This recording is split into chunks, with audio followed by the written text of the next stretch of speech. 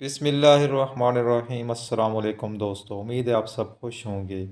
आज हम आपको पोलन एलर्जी, इसकी अलामात, वजूहात और इलाज के बारे में तफसीली बात करेंगे। दोस्तों, पोलन एलर्जी बहुत ही ख़तरनाक बीमारी है। आजकल मौसम है पोलन का, तो ये एलर्जी भी आम हो जाती है। इस मौसम बहार और ख़िज़ा में जो पोलन एलर्जी के लोग हैं मुतासर होते हैं।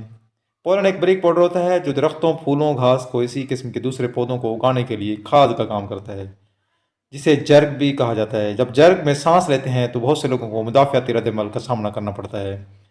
पोलन जिसे जर्ग के तौर पर जाना जाता है, एक बरीक पाउडर होता है जो उस नस्ल के पौधों को आगे बढ़ाने के लिए एक ख़ास किस्म की खाद का काम करता है।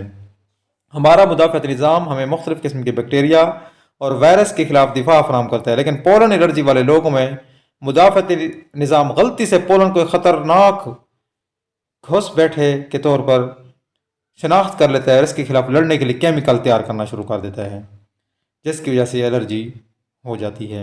क्योंकि हमारे जिसमें पुलिस होती है, वाइट ब्लड सेल जो होते हैं, पोलन की मखसूस किस्म जो एलर्जी का बायस बनती है, इसे एलर्जिन कहते हैं। ये मुख्तलिफ़ किस्म के रद्द-ए-अमल का बायस बनती है, जैसे कि छींक, बहती हुई नाक, पानी भरना आँखों में। कुछ लोगों को पोलन एलर्जी साल भर रहती है, जबकि बाद अफराद को ये एलर्जी साल के मखसूस औकात में यानी मार्च अप्रैल के महीनों में होती है।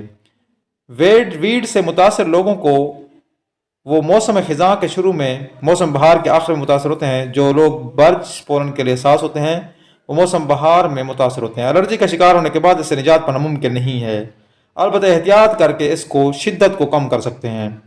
इसकी कई किस्में हैं। पौधों की सैकड़ों अनवा हैं जो हवा में जर्ग छोड़ती हैं और एलर्जिक रद्द-ए-अमल को मुतहर्रिक करती हैं। इनमें से चंद ये हैं। बर्च पोलन एलर्जी बहार के मौसम के दौरान सबसे आम हवा में पैदा होने वाली एलर्जी में से एक है। जैसे दरख्त खुलते हैं और पोलन के छोटे छोटे दाने छोड़ते हैं, वो हवा से बिखर जाते हैं। बर्च पोलन एलर्जी ये शदीद किस्म की एलर्जी का बायस बनती है और ख़ास तौर पर बहार के मौसम में जब फूल लगते हैं, बूर लगता है, उस मौसम में होते हैं। घास के पोलन से एलर्जी घास गर्मियों के महीनों में एलर्जी का बुनियादी मुहर्रिक है। यह इंतहाई और शदीद अलामात का बायस बनता है, जिसके इलाज में मुश्किलात पेश आ सकती हैं। ताहम एलर्जी शॉट्स और एलर्जी की गोलियाँ इसकी शिदत में कमी ला सकती हैं। रगवीट एलर्जी मौसम बहार और ख़िज़ा के महीनों में सबसे फ़ाल होते हैं। दोस्तों, ये सारे एलर्जी की मुख्तलिफ़ किस्में हैं, लेकिन ज़्यादातर होती ये घास वगैरह से। उस एलर्जी की हम बात कर रहे हैं, बाकी एलर्जी की बात इंशाल्लाह बाद में हम करेंगे। अब इसकी अलामात क्या हैं, पहले भी आपको बताई हैं कुछ। अलामात में नाक की खारिश, हड्डियों का दबाव जो चेहरे के दर्द के सबब बन सकता है, नाक बहना, पानी वाली आँखें, गले में खराश, खांसी, आँखों में सूजन, ज़ायके या भूख के एहसास में कमी, दमा के रद्द-ए-अमल में इजाफा, और इसके अलावा छींकें वगैरह बहुत ज़ोर से आना, और साथ बाज़ का चेहरा और हाथों का सूज जाना भी इसमें शामिल होता है। बाज़ का शदीद किस्म की खांसी फेफड़ों में तकलीफ़ का बायस बन सकती है। बाज़ का नमूने की अलामात भी पैदा हो जाती हैं। तो ये थी इसकी अहम और अलामात जो आपको हमने बताई हैं। तशख़ीस कैसे करेंगे कि बंदे को पोलन एलर्जी है या कोई और एलर्जी है? इसके लिए जो डॉक्टर होता है, वो एलर्जिस्ट जो माहिर होता है एलर्जी का, वो मुख्तलिफ़ किस्म के टेस्ट करवाता है कि किस किस्म की एलर्जी है।